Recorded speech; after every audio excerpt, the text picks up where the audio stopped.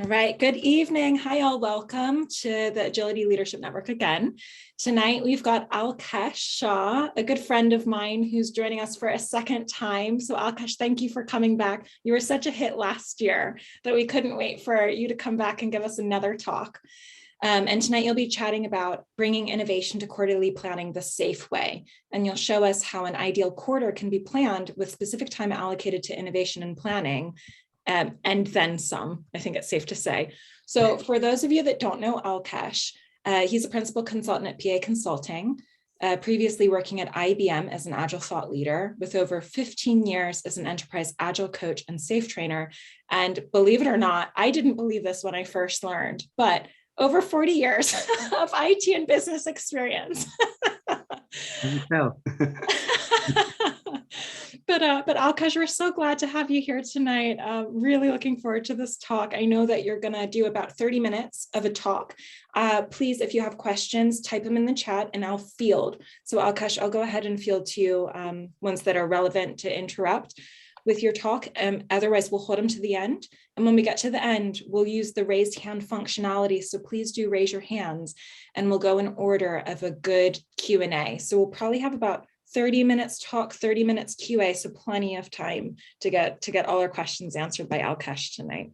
So without further ado, Alkesh, over to you. Thank you very much, Ashley, for that. Thank you. And welcome everyone to this. Hopefully this will be an entertaining and interesting talk for you. It's not as interactive as the usual talks, but it will give you some food for thought after all.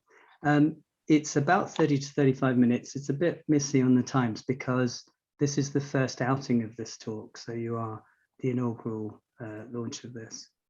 So bringing innovation into quarterly planning. What we're going to do is we're going to talk about and show you quarterly planning with an agile lens. So what is it that we want to get out of this typical kind of financially driven, usually quarterly planning cycle? And then we'll talk about innovation, and particularly I'm going to talk to you about what lies behind innovation, everything from curiosity to customers and why we think about needing to innovate, and the necessity of survival. If we don't innovate, what happens? Then we'll talk a little bit about SAFE. As I said, in the SAFE way, SAFE has some methods and practices and ways in which it can introduce these innovations specifically through planning. And we'll do that through talking about lean portfolio management, and we'll talk about the SAFE framework and how that can bring in innovation at a very specific time. I did have time permitting, we may show you some of this, but I don't think we're going to have time for that one. Okay, the thunder's been stolen already. Quickly, why listen to me? Well, I'm a badge collector. I tend to I'm an avid learner, everything from an MBA down to different agile coaching certifications. The reason that I do so many is because I like to pick and choose from all of them to put content together, join dots up, help you to see the world in a different way from all of those different angles. And I've got enough war stories for what works and what doesn't from the 41 years it is now in business and IT. And a good broad spectrum of industries. So I've worked from petrochems, telcos, farmers, consultancy for a lot of my life. And I'm an exec coach and an enterprise coach. I like to put courses together and talks together like this. And my passion really is about people and behavior and culture rather than the practices and the methods which anybody can pick up. So I'm much more about helping people be agile in their day-to-day activities rather than doing agile the practices. Okay, so quarterly planning, let's start with that. There are three main purposes of quarterly planning, what we get out of it. One is alignment, bringing everybody to a common vision, a common goal, common thread of what we're trying to achieve over a next sort of 3-month period. We want to make sure that everybody working on those things in that 3 months understands fully everything that there is to know about what it is they're going to do. This means any sort of dependencies or issues or concerns that they have to have about the content they're working on, as much as the information about the work itself, so that enough is understood. The reason we do this and to try and sustain that flow is to try and hit predictability. because the more that we can understand what we're aligning to, and the more that we can understand everything about it, the more chance of being able to deliver exactly what we would like to deliver. Quite often, just quarterly planning on its own doesn't actually always deliver what is expected to. This is because in the traditional kind of quarterly planning cycles of waterfall, we have an idea of a fixed set of requirements, but we have a flexible way in which we can deliver it. Often you'll see projects overrun, asking for more money, more time, more people, just to be able to get things completed. This is because of the fixed requirement. Whereas in the agile world, we turn that triangle upside down, really. What we're looking for here is, let's fix the resource and capacity and the skill sets, and fix the amount of time to work in within that 3 months period. And let's flex the features that we're trying to get delivered in it. This way, by aligning the work that we're going to do to the amount of capacity that we have, then we've got more chance of predictably delivering it. We're not going to overcommit and underdeliver. We're actually going to meet the commitment because we understand what we're starting with. And by flexing the features, it allows us to then adapt, deliver exactly what we promised to deliver, and be able to adapt it and change it as we're getting feedback. So we still have quarterly planning, but in an agile way, we're actually able to flex the work we get done. So talking of innovation then, innovation is really is the pulse for most organizations. They need to, in order to survive, they have to keep thinking of new things, new ways in which they can improve things. So it doesn't necessarily have to be new products and services. It can be your existing ones and innovating the way in which you deliver it. It also navigates us to the way in which we can achieve our goals. We've got to be able to understand what it is that we're doing something for, what value are we trying to generate, to innovate an approach to it and how we get there.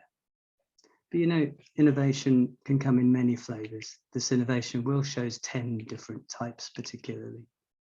And these three really are more around, they're grouped into three, sorry, more around offerings. So what is it that we're building?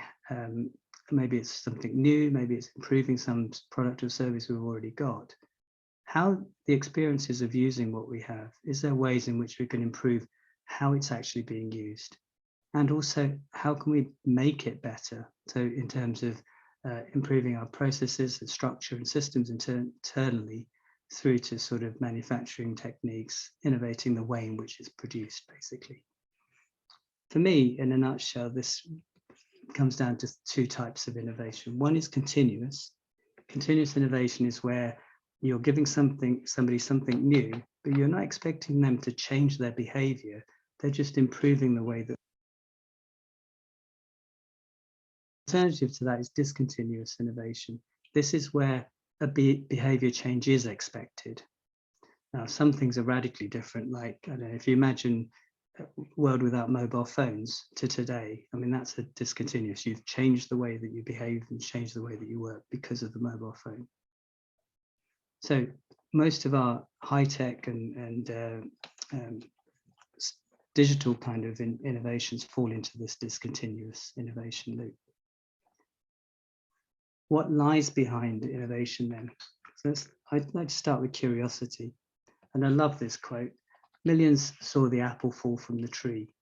Newton was the only one who asked why. I'm sure other people asked why too, but Newton was the one who turned it into a science. And hey, now we have gravity and we've learned an awful lot more since then. But it's that inquisitiveness. You know, we're born with this. We're born with being curious and inquisitive. You only have to look at a child in a cot looking up at a mobile, and as it spins around over their head, their eyes are everywhere, their hands are waving around, they're so curious. Maybe today it looks more like this, but the thought's still there because they are born curious. But unfortunately, as they go to school, particularly getting into sort of secondary school, high school in other regions of the world, it's rubbed out of them. They're not allowed to think. They're told to remember to get through exams. It's only much later on in their pedagogy that they start to think about research and being curious. But early years, it's rubbed out of them. Early years at work, you know, you come into your first job and you're told what to do because you don't know. And you're not expected to come up with thinking of different things. But the world has changed. Change is something that's inevitable. It happens around us all the time. And now what we're looking for is people to continuously change with that. We don't want to just turnkey. We want thinking people. We want, in organizations, we want our people to be curious about why something's happening the way it is. Can we improve it? Can we change how we're working with each other, as well as the products and services? And we try and do this with our customers. And this is where we bring in a bit of design thinking, where we talk about empathizing with the customer, really understand the experience of what they're doing, not just why they're doing it, but how are they doing it. Let's define very specific problems that we're trying to solve here. Let's ideate on possible ways of solutioning those. And then let's prototype and experiment on many of those solutions. And eventually, let's validate whether that really is what the customer needs. So I'll show you that for those not familiar with design thinking. And here's a double diamond model. So in Scaled, we talk about this in standard IDEO model it is, in fact. And we have two sides to it. One is the first diamond is the problem space, where we diverge, we think about all the possible different ways the problem might exist. We have some tools to help us to do this. Typically, we would do Gemba walks, which is really just go and see where the work is being done and identify what's actually going on. We can use personas. If we can't talk to the customer, let's create a customer. Let's make them real as possible by giving them, I don't know, families, a type of job, a type of lifestyle that will show their type of experience and what drives their behavior to use what you're giving them. Empathize with them, find out what they do, say, hear, feel about a particular problem. And in understanding that true kind of depth of that, you can then produce maybe business features or epics, which are the large initiatives you want to do, and come out of that. Next, we talk about the solution space. And here also we can do things like journey maps to look at the customer experience. What did they go through experientially through the sequence of events of working with you? That sequence of stories that they have to go through can be story mapped. That's a set of workflow, if you like. And prototyping. This is this experimental mindset. Again, the curiousness, the inquisitiveness helps here. Let's keep iterating different ways in which you can fix this. I have a little story that helps here. Imagine a man comes to you and asks for plasters. Plasters are band-aids in certain other parts of the world. So man keeps cutting himself and he wants some plasters. Well, what kind of plaster do you want? Do you want a big one, a small one, a waterproof one? What are you looking for? But through this exercise, if you go and find out what they're doing through a Gemba walk, you'll discover that they actually need plasters because they keep falling over. They keep tripping over a rope. They keep tripping over this rope, mostly on a Monday. The rest of the week is absolutely fine. What's going on here then?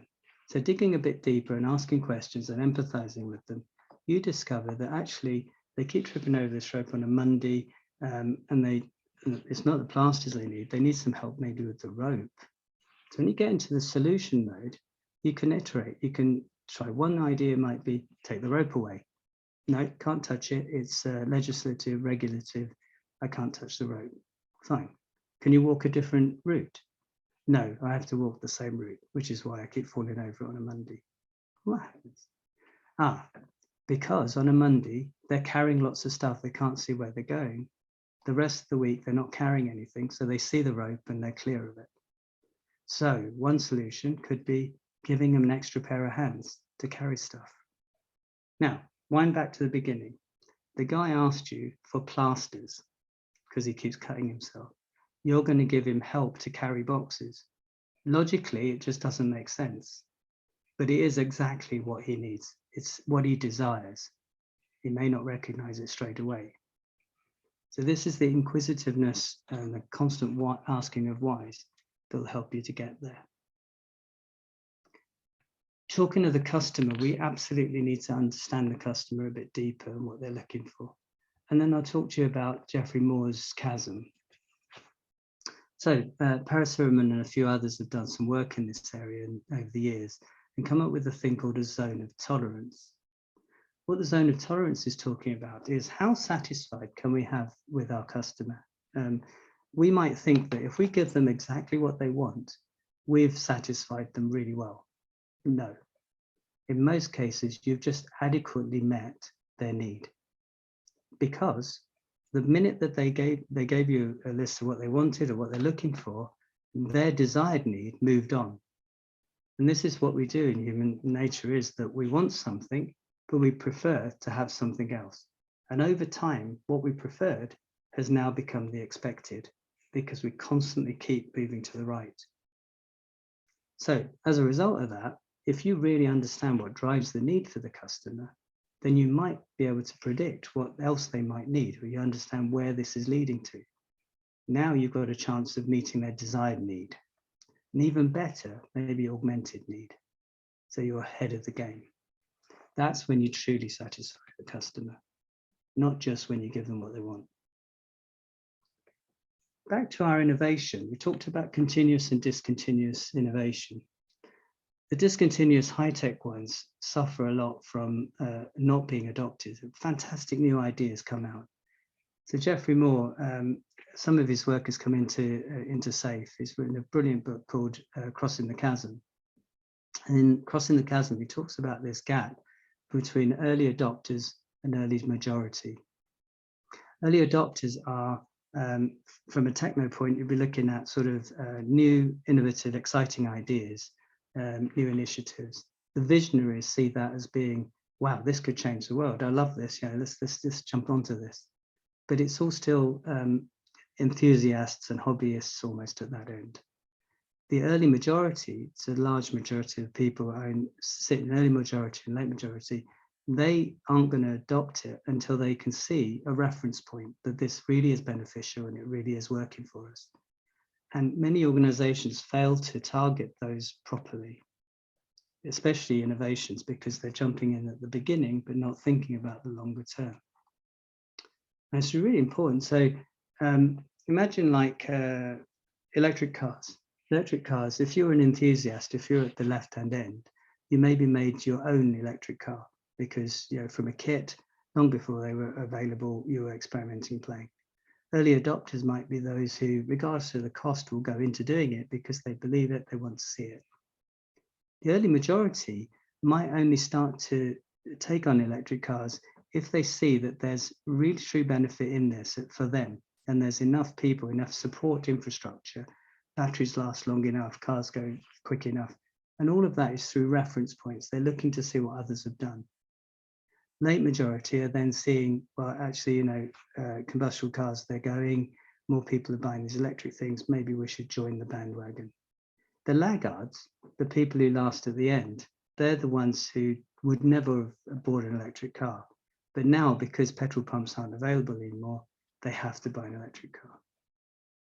It's an example of how this piece works. Now, crossing the chasm, what Geoffrey Moore says is, especially for high tech, is think about marketing to just one segment, one customer within the early majority.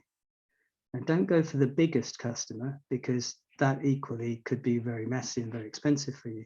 But find one reasonably sized or small customer that's segment that you could really understand well enough, build an infrastructure of support around what it is that you're proposing. And then now you're getting closer to that desired, augmented, you know, being able to support them properly and understanding their behavior changes for that discontinuous innovation to be adopted. If you go for lots of segments, then it's just as good as not doing it at all. And if you go for one that's too big, it's also very messy. Think about those. In SAFe, we have specific times when some of these initiatives come through. Some come from the top, where the leaders of the organization, looking at the portfolio of work the enterprise is doing, are looking to see what their future state's going to look like, what is it that we need to produce for our roadmap, and therefore which are the big initiatives we want to work on. Classed as epics, they come into a thing called a funnel. But those innovations also come from the bottom, so where teams are working within agile release trains. Those are just basically teams of teams. And what they're doing is they're working towards a common value. But in the way they're working, they're closer to the customer, so they can see what the customer is wanting and how it's working, and therefore what might be desired, what could be augmented. Those can generate new ideas, as well as, of course, how they work with each other. Maybe there's new tooling, maybe there's ways in which they could work better. All of that feeds into this funnel. The funnel forms the left-hand part, the first part of a Kanban for lean portfolio management. And what this does is it says, it takes these ideas in the funnel. We want as many ideas as possible. Those innovations, those ideas are then reviewed and understood. And as soon as an epic owner is available, they will then start to prioritize the work. And I should explain that a bit more in a sec. They'll look to see whether they can establish a hypothesis statement. What is this epic really going to give us business-wise? And it's so on and so forth. It pushes to the right as a lean case can be built for it, an MVP can be created, and you can plan how you're going to test that minimum viable product. Is it going to prove a case for us? Do we know the overall cost of putting it in if it did actually become a reality? And as it moves further and further to the right and gets into implementation, we then feed it into the teams that have got some capacity within their quarter. So at the end of the quarter, there's a specific time I'll show you where these come in and those teams can start to work on them. If that MVP hypothesis is proven, then they continue to work on it until something trumps it through this prioritization. But by then, Lean Portfolio is finished with it and it could potentially become a product. So there's a very structured way in which that comes in. Talking of prioritization, this is one of the innovations from Don Reinertson, one of the fellows at Scaled Agile. He's come up with this technique of prioritizing work, and it really works really well. What you do is you relatively work out whether a feature you want to do or an epic or anything you've listed in here, and you relatively compare one to the other to identify which ones of these has the highest value. So what's the most expensive if you didn't do it? Yeah. What's the minimum value? You start with 2. Time criticality, which one's the most urgent? Which one's the least urgent out of your selection? You may have a whole backlog of these. And then you look to see the risk reduction or opportunity enablement. This is it overcoming a risk or is it creating a new opportunity for us as a business? Which one's the highest and lowest of those? Then you add those together. By the way, we're using modified Fibonacci, this number set at the top up here. So we're just relatively saying one over another. And the idea is the lower numbers are small and enough is understood. The bigger numbers are a bit more broad and they're very big items. So you add those numbers together to give you a thing called a cost of delay. Cost of not doing something over another is significant. And so you work out that as a calculation. Divide that by how long the items are taking, and that will give you a factor, which is then telling you which one you should do first. Now, the reason I'm showing you this is really important because traditionally people would go for what they think is the highest value. You get somebody coming in saying, stop what you're doing, I need you to do this great new idea, this is the top thing you should do. Well, no, because other things in that list may also be more valuable to be done. So it's not the highest value alone. It's also not the quickest. In fact, most organizations, you'll see people will go for the biggest item first because they'll say, wow, this big piece of work we've got to do. Let's start on that straight away. In fact, no, it's the opposite. It's not the smallest either. It's actually a careful calculation to work out economically what's the best thing to be done. So I hope you can see from this table that I could have done 3 lots of feature C for the same values I could have got from A. So it's a good innovation they've come up with. Okay, enough of that. Epics and when do they come into this kind of quarterly planning? We call it PI planning. So we need to consider about the customer again, and we think about, take stock of the customer, the business value that we're trying to hit that particular target, right? And in order to do that, there's a really good template that could be used. This epic template has a couple of items on it, four particular really good ones.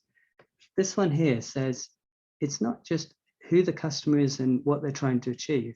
Really, more importantly, is what makes us different? What differentiates this particular epic over another? So it's unlike what the competition's doing, or something we've already done, or something that's completely never been done before. Our solution is better because of, yeah? So if we can understand the why and how it differentiates us, now we can compare our innovation to somebody else's.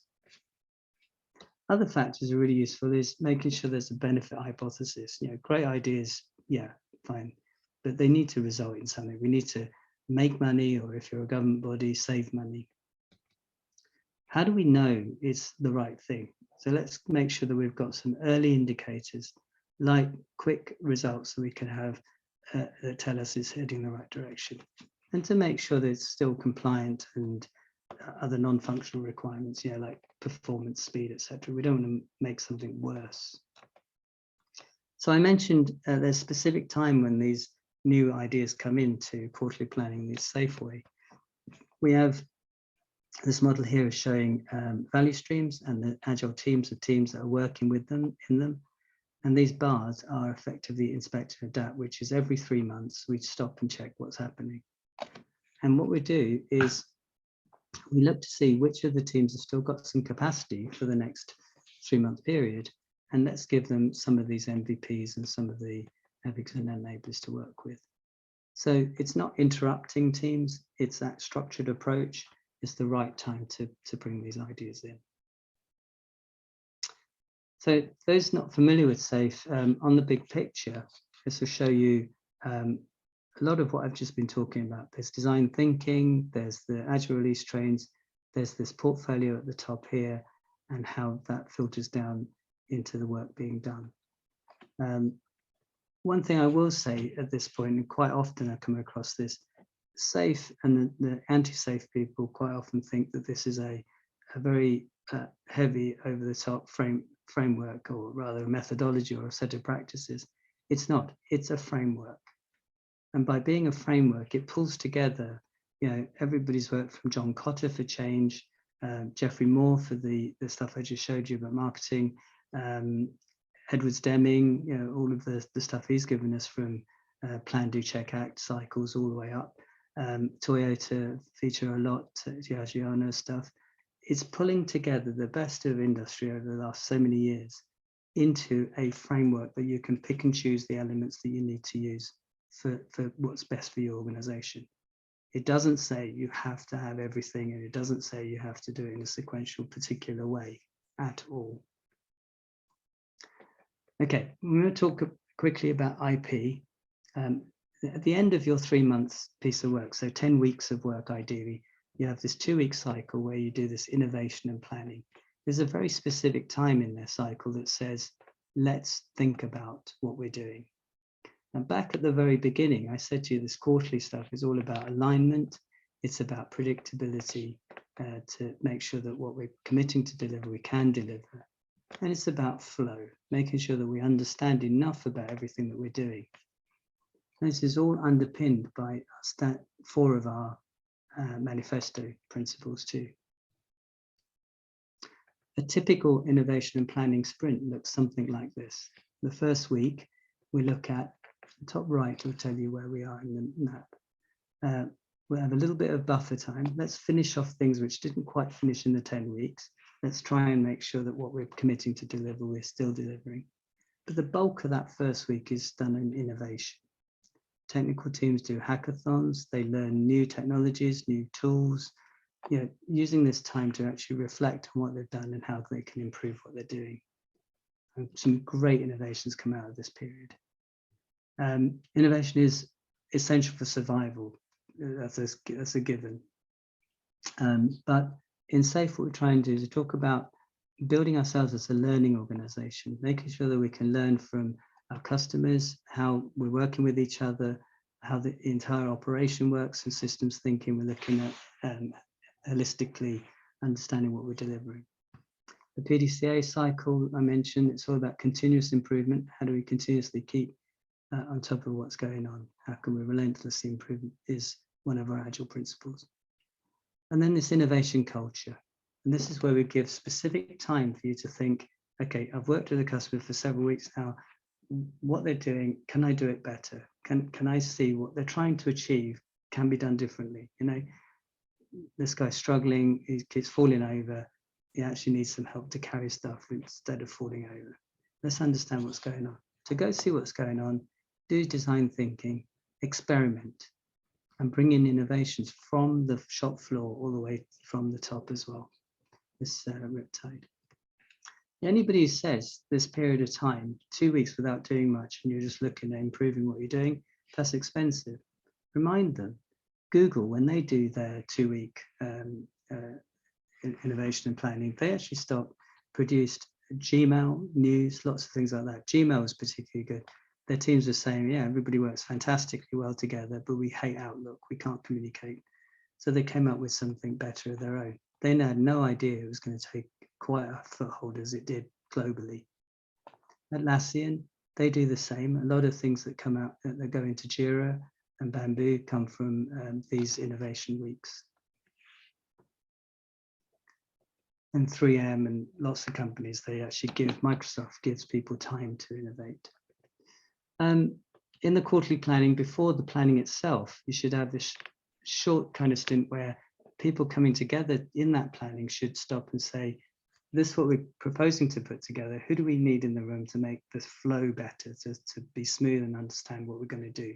Do we all understand what each other are up to? So this pre-PI can really help to make sure that the planning isn't interrupted. And inspect and adapt, I wanted to talk about. That's at a particular point in time. So this double ring here showing you how the normal 2-weekly sprints work, the iterations they call them. You know this already, standard Scrum. But on the outside, you've got a 3-monthly set of exercises from planning through to demonstration, preparing for the next one, and then it's inspect and adapt. In inspect and adapt, we need to check to see what we committed to deliver in the 3 months actually did get delivered. How well was it received? And the reason we do this is so we can map it to say, how predictable are each of our teams getting towards delivering that? And this will then help us to achieve that predictable need for that quarterly planning. Going on to then talk about problems. Every time you do any kind of work, actually from planning, you can't predict what problems you're going to have. Ideally, it'd be wonderful if you could. But let's stop and reflect and see what problems did happen during that last sort of 10 weeks of work, that 3 months of work. And pause to say, out of all of the problems, what are the most troublesome ones for us? And let's self-organize ourselves into teams to be able to fix those problems or to at least address those problems in some way. So a quick 30-minute workshop just to say, what happened? How did it go? What were the issues? And you go through this 6-step process to try and identify that. First off, understanding what that problem is. In fact, I'd go through these now quickly. So problem definition. By actually writing it down, it starts to help you to understand what you're trying to solve here. But you know, anybody again who says, oh, we haven't got time for this, we're always late on our work, we want to do work, then work, then work. If they don't pause and reflect and look at the problems that they had in the previous 3 months, they're carrying those problems forward into the next 3 months. And they're probably going to compound them as well. In time, like technical debt, it will grow to a point where it will grind you to a halt. So pausing and reflecting always helps. So identifying the problem, writing the problem down, and then understanding what its impact is. Let's also then understand what the root cause might be. So the cause of the cause of the cause. So we identify the most common one of those problems we want to address. We look to see what people, process, and technology has to do with that particular problem. These obviously will differ from organization to organization, but generally you're looking for cause of a cause of a cause. Once you've gone through that as a team, you then look to see which one of those is the most popular cause. And you then do a Pareto analysis on that. The reason you've done this is because really 20% of the problems are usually responsible for 80% of the issues. So I think I said that the right way. So the idea being you Pareto all of the causes. Now you've got a chance of restating that problem. Once you've restated the problem, you can then go into a brainstorming exercise. Last few slides, brainstorming exercise. I'll give you a couple of real fun techniques to do here. 666, sorry about the name. 666 is 6 minutes, 6 people, and 6 ideas. One idea must be physically impossible. That gets your creative juices going. But it means that in 6 minutes, you'll have 36 ideas, 30 of which are actually usable. Negates another good one. People love to make problems worse. They like to share bad news before good news, sadly. So let's take the problem and make it worse. What possible things could you do to make this problem even worse? And then find those most outlandish ideas and flip them over. And you'll find that actually you've got some really creative solutions. Take those solutions and map them on a cost-benefit analysis. And those that are highest value, lowest cost, best in time, those find their way into the backlog, and those will improve your next 3 months. Okay, so I'm going to end the talk there because we're going to talk about what happens in the PI plan and where those kind of innovations come in. So I'm just going to wrap up and finish for now and tell you a couple of things. One from Toyota about the House of Lean, where on a good, strong foundation of leadership, we talk about some of these are principles too, you know, like respect for people and culture, of course, but flow is an important point, understanding not only fitting within capacity, but having a sustained flow so that you can reach that predictability. And innovation, making sure that it's not just the products and services that we're improving, but we understand all about continuous, discontinuous, the markets we're addressing, the purpose behind it. I see this as like, if you don't innovate, you'll stagnate. And if you stagnate, you'll obliterate, you just won't exist anymore. And relentless improvement speaks for itself. And of course, the manifesto coming on to its 21st birthday, and it's still very relevant today. Maybe a few words changed, instead of working software, working solution, and it's still fit for purpose as it always has been. That brings me to the end. So let's stop there. Is anybody still here? We're all here. Thanks, Alkesh. And I think we had one question in the chat. So Genti, I apologize if I didn't say that, I didn't say your name correctly. Oh, great. Please go ahead. And I've got a question just up after you, so I'll raise my hand too. Yes. Hi, Alkesh. Good evening. I'm curious to know, typically, who is performing the role of the epic owner in organizations? And maybe another follow-up to that. I'm very curious also to understand when business owners are scoring the PI objectives, once they see the system demo or PI system demo. Yeah. Is it truly that considered actual value? Because that's an interesting, I don't know, thing that I wanted to pick your brain. Thanks. No, really interesting. Yeah.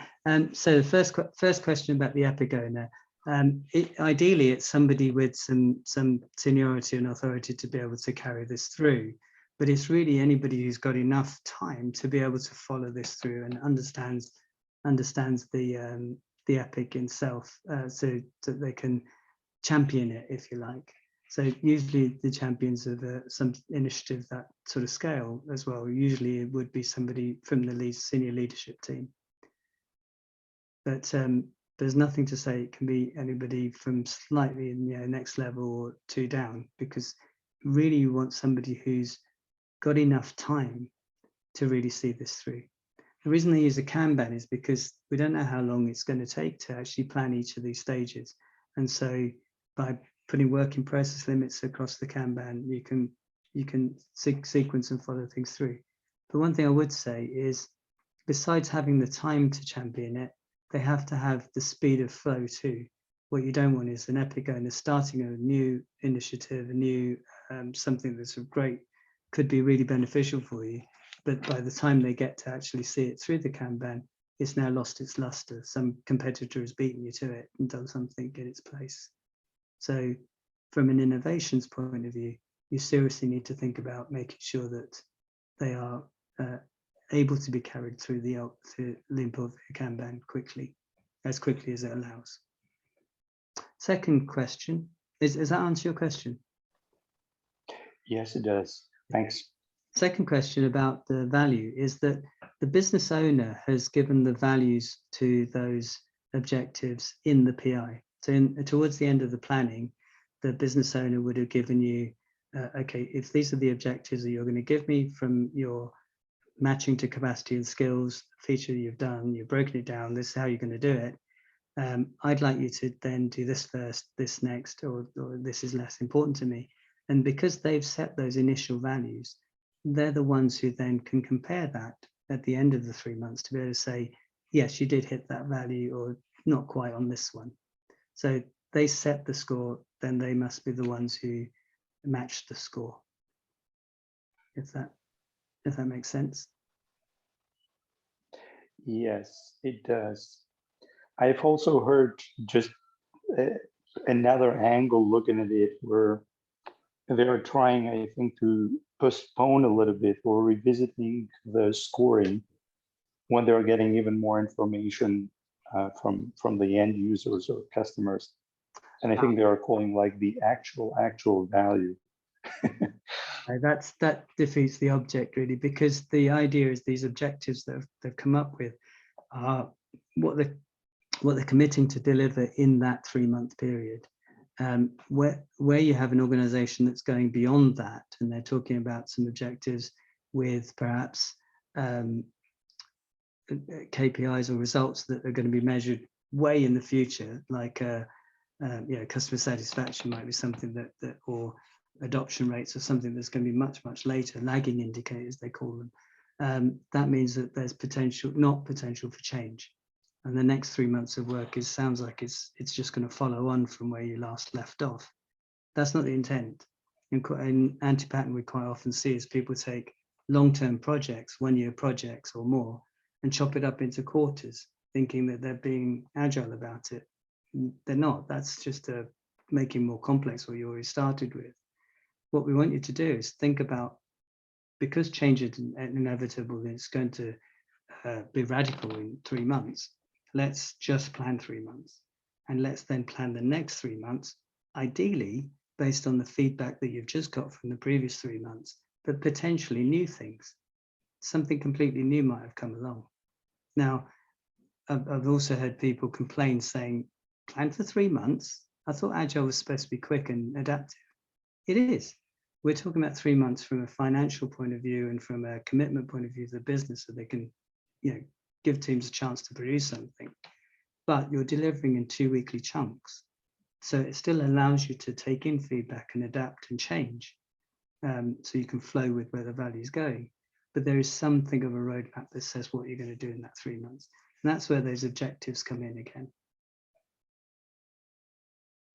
Long answer, sorry. Thank you. Okay.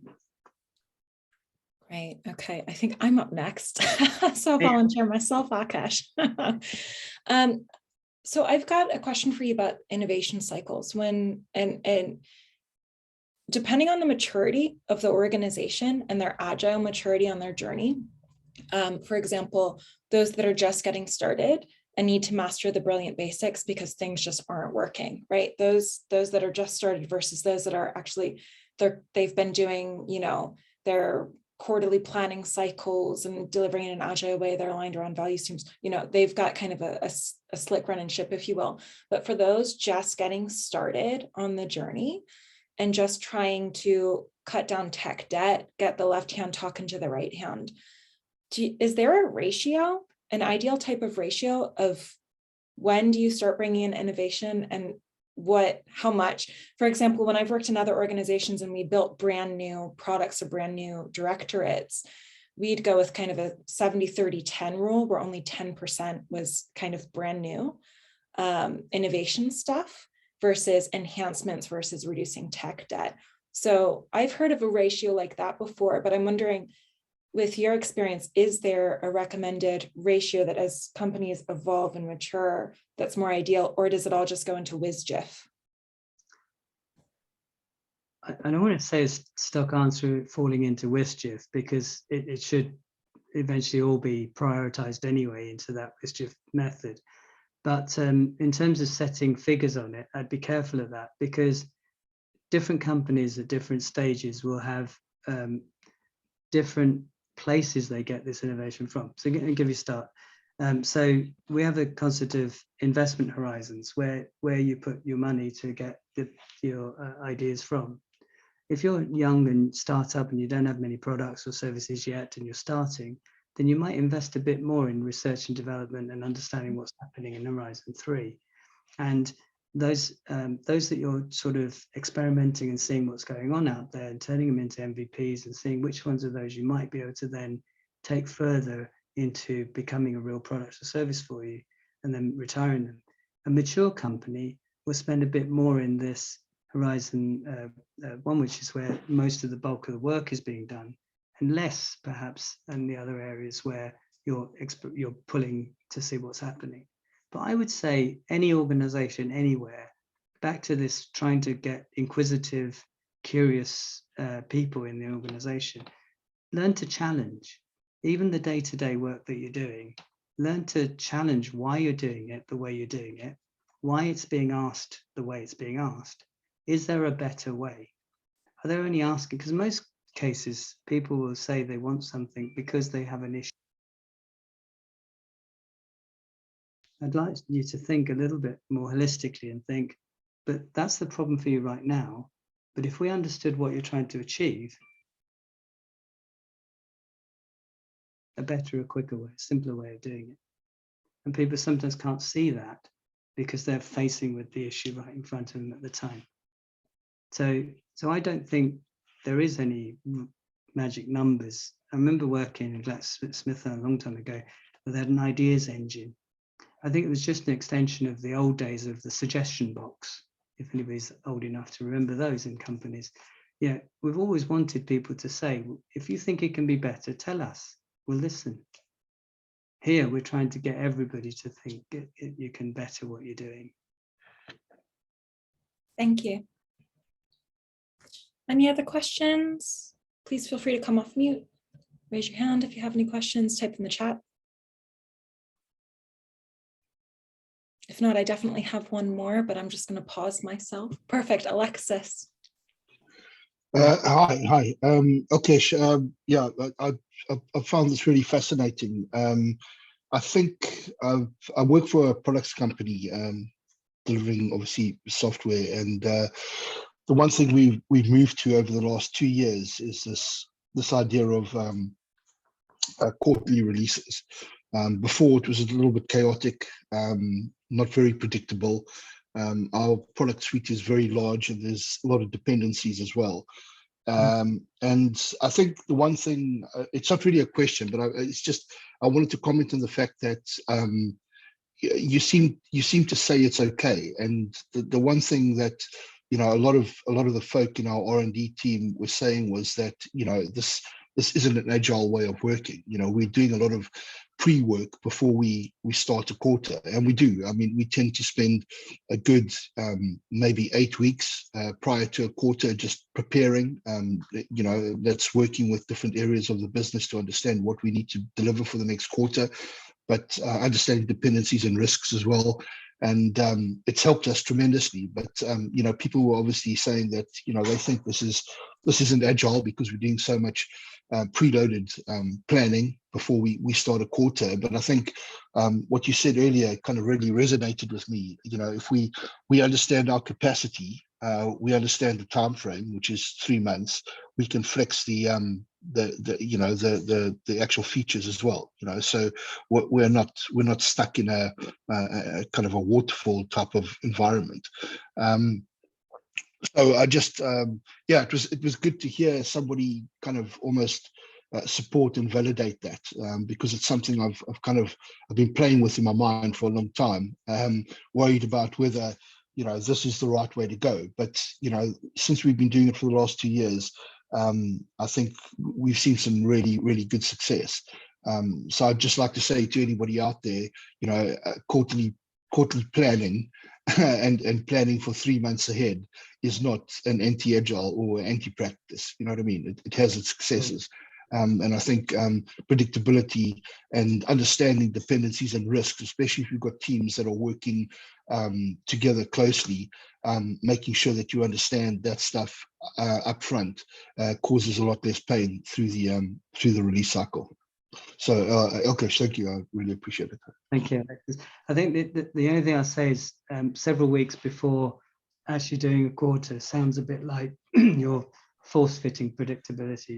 You're saying this is how it's going to be. And I think sometimes what's better is just to be able to say, this is what the vision is, this is what we'd like to get. Now, we don't know how to get there, so let the teams in the planning sessions be able to say, okay, based on our skills and capacity, this is how you might get there, or this is how far you're going to get. So, business may say, here's our vision, and here's our maybe 8-10 features that we think would help us get there. And then the teams could come back and say, well, actually, based on the number of people we've got away because of COVID and the skill sets that we've got and the situation we're in, you can only have 6 of them, but this is what it's going to look like. But No, exactly. That's exactly kind of what we do. We've got a structure where a lot of the kind of the features or the epics come through from a product management team. They closely work with our squad's product owners. We get to a point where the teams are involved in terms of kind of high level estimation after they're kind of doing feature elaboration. So the teams are heavily involved. I didn't want to make it sound too onerous in terms of the kind of the run up to the process, but it's just that I think we've got better because we're getting the right people involved earlier, and that's working for us. Yeah. And again, once you've hit the start of the release cycle, or that 3-month cycle, I mean, you're iterating over stuff and you're refining stuff all the time. So, as long as we understand stuff, and if things change, that's fine. And we can still move the backlog accordingly if things are but kind of, I don't know, snowball or whatever the case may be. The more we know about them, the closer we get, then we can make changes. But it's good to hear somebody saying that, because I've been on so many of these webinars where planning a quarterly release cycle, people are like, no, you can't do that, it's an agile, blah blah blah blah. It blows my mind. I just don't understand how people get predictability. And maybe it's if you're a greenfield and you've got a new product and that's easy to do for you, that's great. But we're not in that situation, and I think this is something that works for us. So.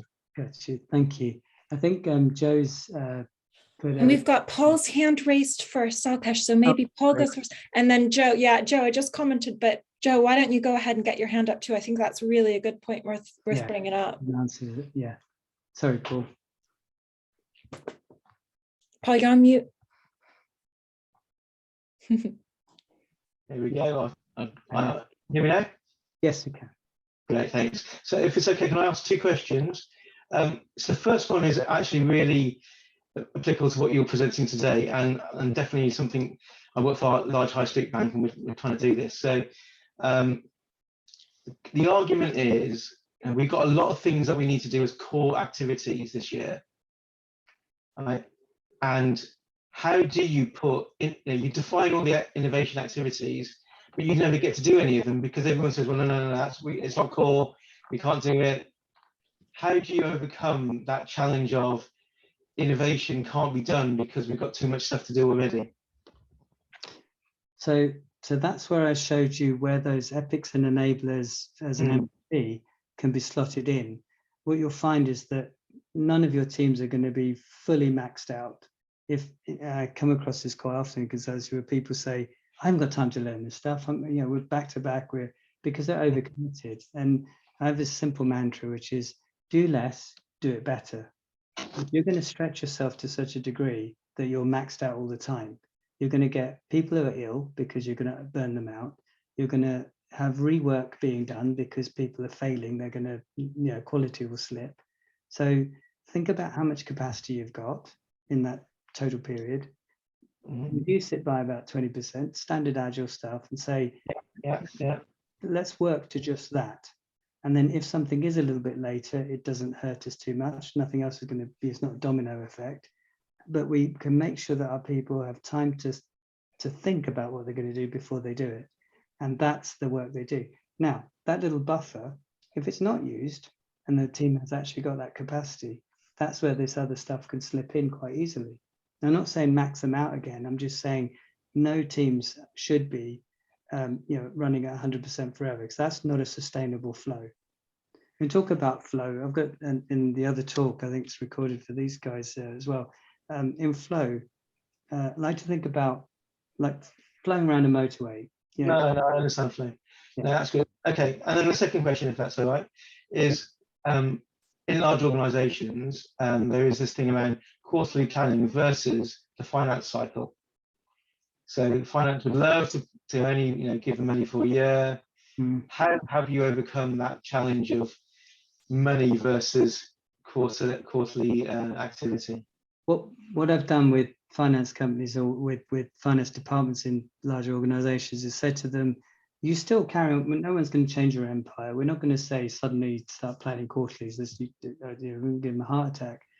You still plan for your 3 years, 1 year, whatever. But instead of making all that money available and potentially seeing some of it wasted because there's the lean aspect's gone, let's hold on to the money and release it quarterly. But release it quarterly, paying for teams to do the work as opposed to projects that you want to get done. So now the teams that you're funding to do the work can actually be adapted again and again to different types of work that they get. But the teams make best use of that money as and when it's needed for that work to be done, as opposed to just funding a project and hoping that it finishes by a certain period it's supposed to have been. So getting the finance team to recognize. That's a counter argument to that, because I understand what you're saying. Hopefully not take the last question. The counter argument to that position is that the team will spend so much time justifying the next quarter's spend, they don't actually do the work. No. Okay. So that's where the predictability and things like that come in, because the return, and this is where OKRs and other measures can be really useful for you. You can say, this is what we're predictably going to do for this quarter. This is how we're going to measure it. Our approach to delivering your objective, your vision is such, right? And based on those early indicators, that's why I mentioned those in the template, understanding how we're measuring this along the way, using OKRs to tell us this. The key results will tell us, are we getting the numbers we wanted from the places that we're this approach we're taking? And if we're different strategies work better than others, then the following quarter we'll exercise those more. Those that aren't working well for us, we won't waste more money in, but we're making best use of the money on a quarter by quarter basis. It's not a justification thing. It's the reverse. It's saying that this is what we're achieving towards the goal. We can accelerate if we followed this track. We're not on this one. Money's not going to disappear. It's not like finance say, oh, well, we're only paying this quarterly, next quarter, or your teams are gone. It doesn't work because they actually have planned some way in the future. All I'm saying, they can make their money last a lot longer and get more value for it if they appropriated it to where the value is coming from. Perfect. Thank you very much. Okay. Sure. Thank you. And I think we've got time for Joe. And after that, might start to wrap up. Sure. Joe, over to you. Yes, thank you. And I was actually really interested in that last conversation with Paul. So thank you, Paul, for bringing that up, because I deal with that too, and and that's an extension of my question is, we sit here and in some form or fashion try to plan an entire year of work because of the budget cycle.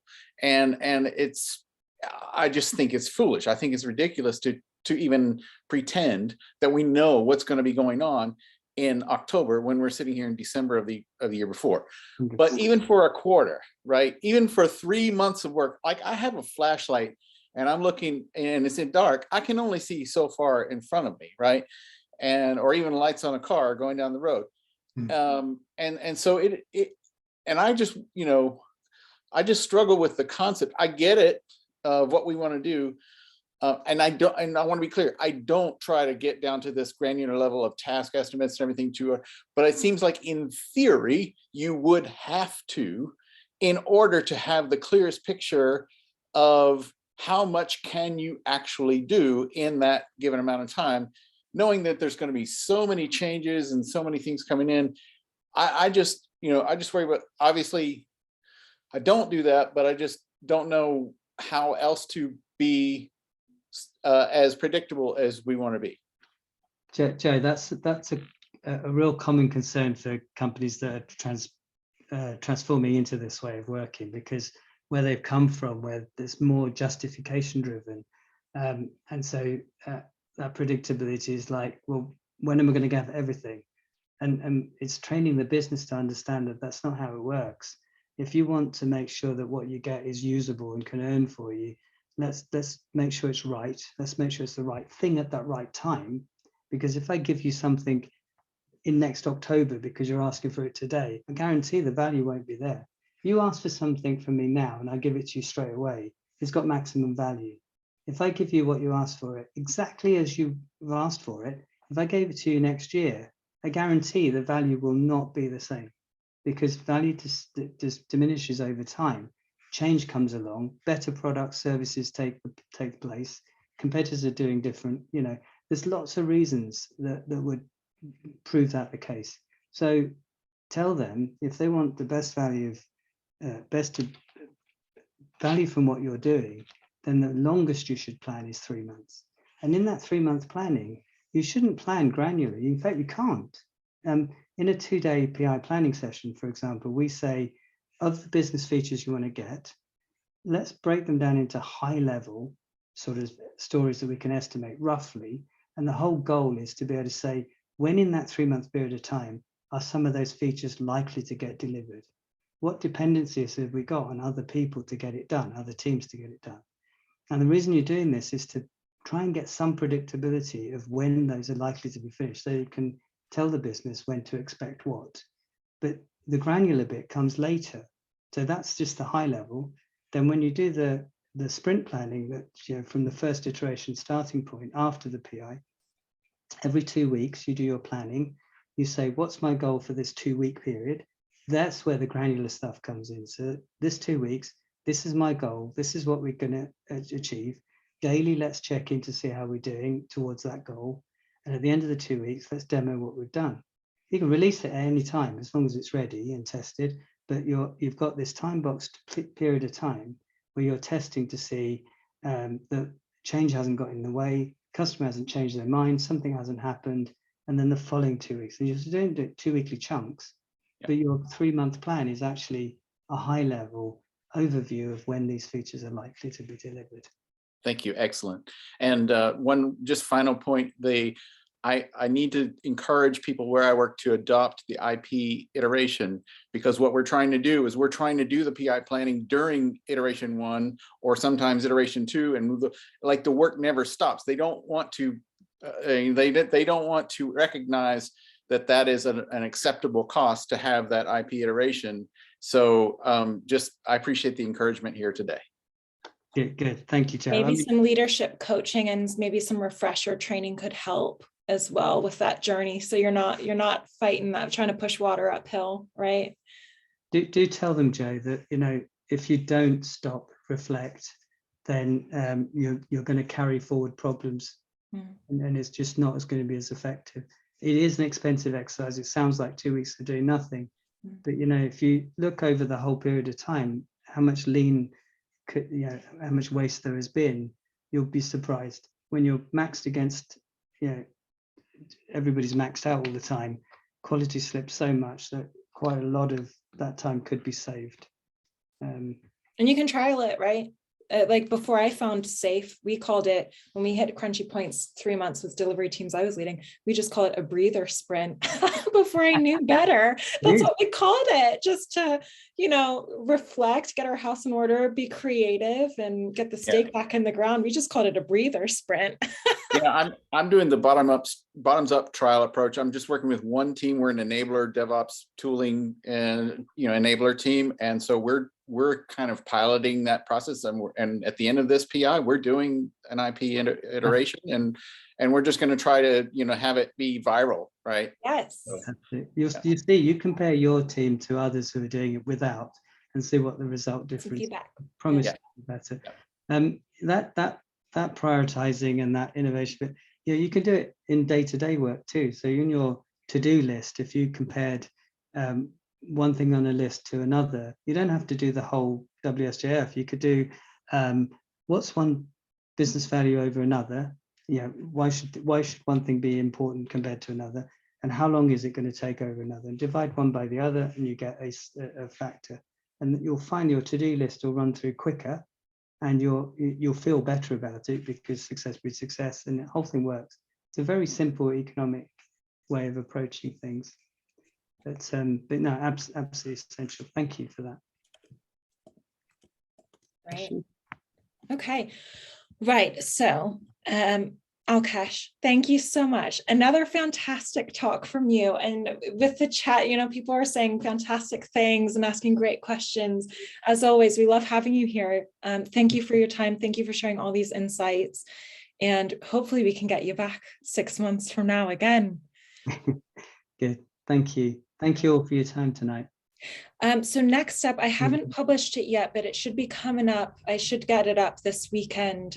2 weeks from now, we have a panel event.